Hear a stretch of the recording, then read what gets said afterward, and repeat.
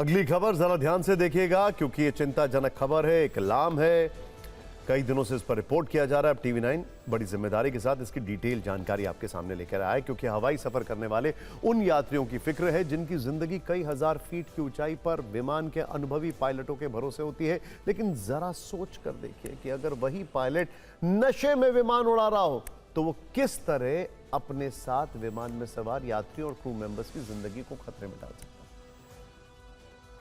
कुछ ऐसी ही चौंकाने वाली बात फुकेट से दिल्ली आ रही उस फ्लाइट के बारे में पता चली है जिसके बारे में कुछ दिन पहले कहा गया था कि वो भयानक टर्बुलेंस का शिकार हुई।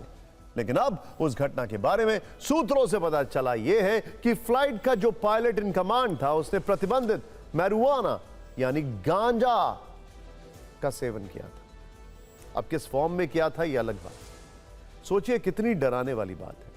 इसीलिए इस फिक्र को विस्तार से जानने की आवश्यकता है। दरअसल यह मामला 4 अगस्त का है। उस समय एयर इंडिया की फ्लाइट AI2379 हवा में अचानक लगभग 300 फीट नीचे गिर गई। उस समय विमान में 137 यात्री 8 क्रू मेंबर सवार थे और जैसे तैसे विमान की दिल्ली में सुरक्षित लैंडिंग हो पाई थी। इस कथित टर्बुलेंस में चोट लगने के कारण 13 क्रू मेंबर्स, 13 यात्रियों और 4 क्रू मेंबर्स को अस्पताल में भर्ती कराना पड़ा। किसी के सिर में चोट आई तो किसी का कंधा फ्रैक्चर हो गया था।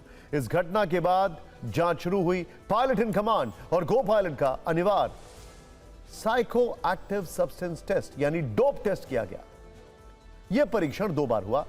दोनों ही बार को पायलट की रिपोर्ट तो नेगेटिव आई, लेकिन दोनों ही बार पायलट इन कमांड की रिपोर्ट पॉजिटिव आई। मतलब एलिमेंट ऑफ डाउट। सैंपल को डिटेल्ड एनालिसिस के लिए एक अधिकृत लैब में भेजने पर सूत्रों से पता चला है कि विमान के मेन पायलट ने ही गांजा का सेवन किया था। ऐसी जानकारी मिलने के बाद अब यह मामला गंभीर हो गया है और कड़ा एक्शन लिए जाने की बात कही जा रही है।